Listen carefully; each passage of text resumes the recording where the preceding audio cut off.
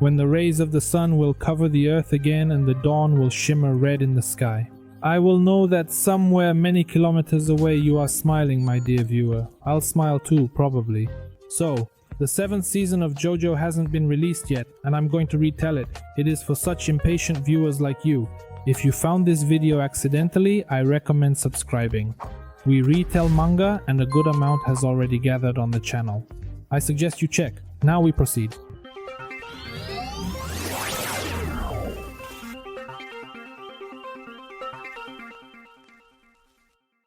So the 7th season of JoJo, or in our case the 7th part of the manga called Steel Ball Run, takes us to the year 1890.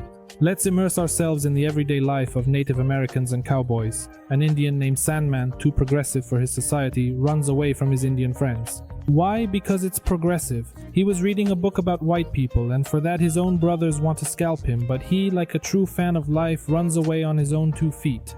Here they demonstrate to us how these Indians have a strong hatred towards white individuals for taking their land. Sandman, employing his wit and the hooves of horses, climbs the cliffs, thus achieving success in making a living for himself. Afterwards, he meets a hot girl at the top who turns out to be his sister, who wants to bring her little brother back to the tribe. But Sandman is not broken. He read a book by white people to understand their culture, the culture of enemies, and then defeat them and show his sister these strange marks supposedly made by a white person, allegedly training. And he wants to go on a journey, show her a newspaper where it is written about a race called Steel Ball, where the prize is $50 million. Generally, Sandman desires to take part in the race, win the money, and consequently reclaim his homeland from the cowboys. Next, we proceed to the organizer of that race. The organizer's name is Mr. Steel, and his subordinates provide him with information regarding the specifics of the event. 2 days before the start, there are already 2,000 people willing to participate, and so the journalist comes to Mr. Style and interviews him. What is this event all about? The greatest horse race, although you can also participate with cars, with the longest road, from San Diego to New York, 6,000 kilometers. The winner will receive 50 million. For second place, $1 million. For the third, $500,000. So up to the 10th place. Requirements for participants to be over 16 years old, and that's it. The fee for participation is $1,200. This race of great significance is sponsored by all influential companies, hotels, resorts, arms companies, and so forth. There is also a speedwagon here. In short, this competition is the most fucking competition of all competitions. So, what is his fuckingness? Participants are obligated to cover a distance of 7,100 kilometers on a daily basis for a duration of 60-80 days. In history, there have been cases when a horse ran 150 kilometers in a day, but the rider kicked the bucket. So the above calculations are just approximate calculations. Why such a large down payment? Because all this will go towards the hotel, insurance, and food. During the race, you can shoot, that is, have a weapon with you. So, let's meet the participants who have high hopes. Cowboy from Wyoming, Abdul from Egypt, Mongol from Genghis Khan, Diego Brando from England. And that's the end of the press conference. We are moving to Sperkasa, where another participant has arrived who is contributing money for participation. His name is Gyro Zeppeli, so he is at the checkout with grills on his teeth and superpowers that are invisible to ordinary people. We move on to the chocolate man, who is lying down and counting the clouds in the sky, and the second chocolate tells him to get off his ass and work. Because even then, when they became free, life did not become so easy. Lying Chocolate notices in the newspaper about the race and is excited to participate in it. We move to Gyro Zeppeli, where he pays and leaves the savings bank. But that dude who wanted to steal and whom Gyro humiliated in front of everyone out of anger, he starts attacking Gyro. And when he crosses the verbal boundary, Gyro challenges him to a duel. The pickpocket starts peeing in such a situation, and when the enemy gets distracted, he tries to shoot him, but Gyro throws a spinning steel ball at him, which screws into his shoulder and twists his arm, and he shoots himself. We proceed to the story of Johnny Jastar. They narrate how he encountered this individual named Gyro Zeppeli. In brief, how it happened. 2 years prior to the races, he frequented this place. enjoyed participating in races, was renowned in racing circles, similar to a skilled racehorse. One day when he was hanging out with girls standing in line at the club, he got into a fight with a boy who shot him in the thighs and his legs gave out. And now, 2 days before the race, he ran into Gyra, who was coming out of the savings bank, and when his steel ball made contact with him, his legs twitched for a second. And now he's asking him about the ball, what happened, what kind of miracle occurred, and all that. In response, Gyra speaks highly of his legs and predicts a great career as a racehorse for Jastar. Jastar listens to his words and decides to participate in these competitions. Time skip. Now 3 hours remain before the race. Total of 3,500 participants are taking part. Gyra is preparing, packing her belongings, peering out of her tent. And Zevak observes, who is gazing at Jastar, who all this time was attempting to saddle a common horse. He tried all night and already rubbed his legs to blood. They look sick. Since he doesn't feel his legs, it doesn't hurt him. Gyra, observing this poor performance, walks away and on the way encounters Sandman, our red-skinned friend, who is searching for a cash register to fly to the competition.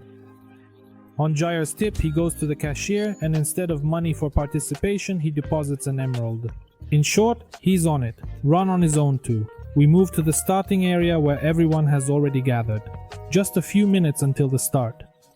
Mr. Still, the organizer, emerges and presents a cup that is contained within the ice. The cup waiting for its owner in New York.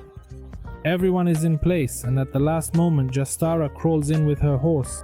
He makes it clear to Gyrus that he has no intention of backing down, and even if he loses, he will pursue him for the remainder of his life until death stops him. What Jaira curiously suggests to him is how to get on a horse. By some unknown miracle for Jotaro, he moves into the saddle. So, the race starts, and the organizer explains to the spectators how the race will go. So, the route from San Diego to New York is divided into 9 parts. They will be called distances. At the end of each distance, there will be a checkpoint. It will be monitored who arrived first and their time, and then there will be bonuses.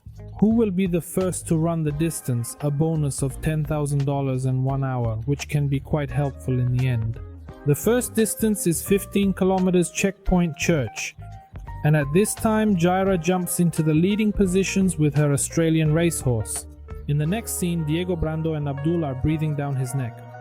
Abdul puts pressure on Gyra while Diego manages to break through.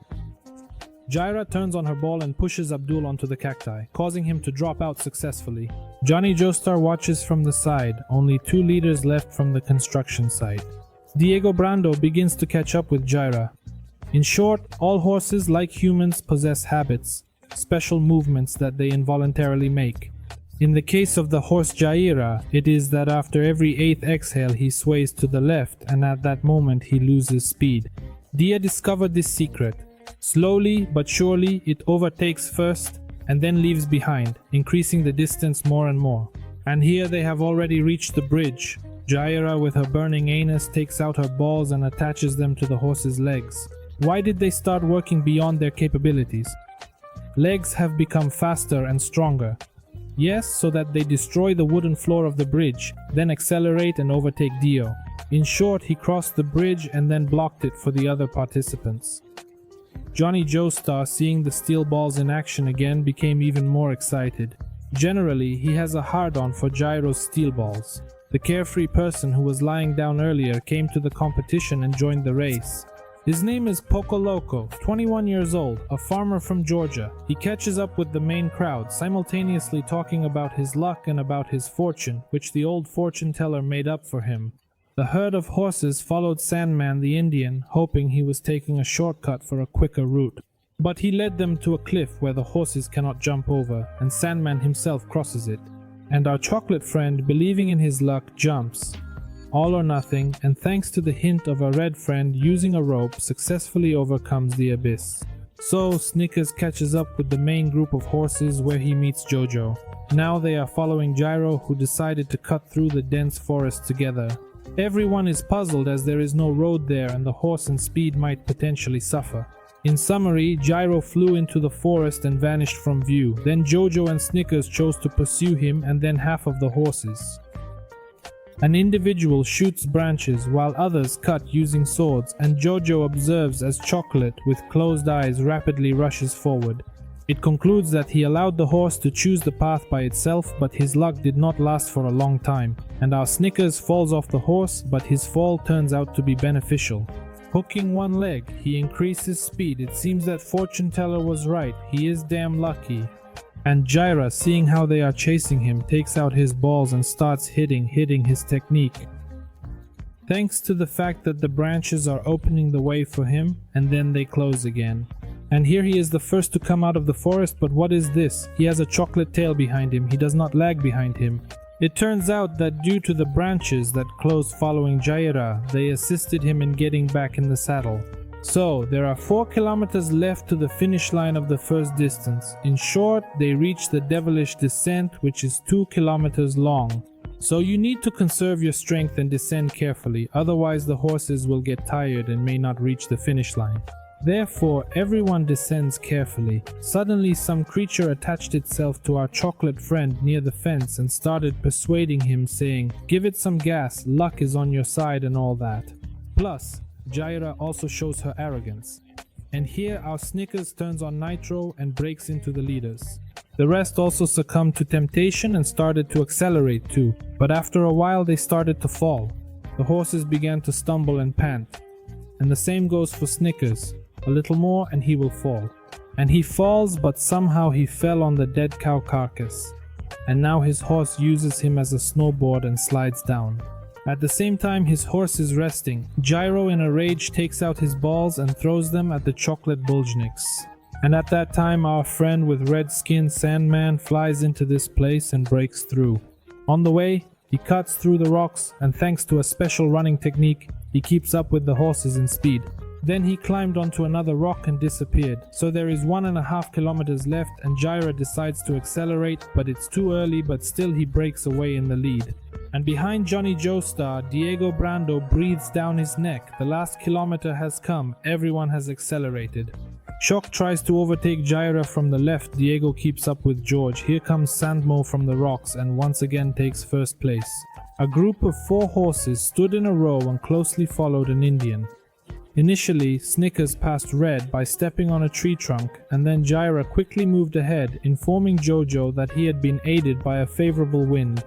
He had fashioned a sail using his cloak and some balls, and the wind helped him gain an advantage.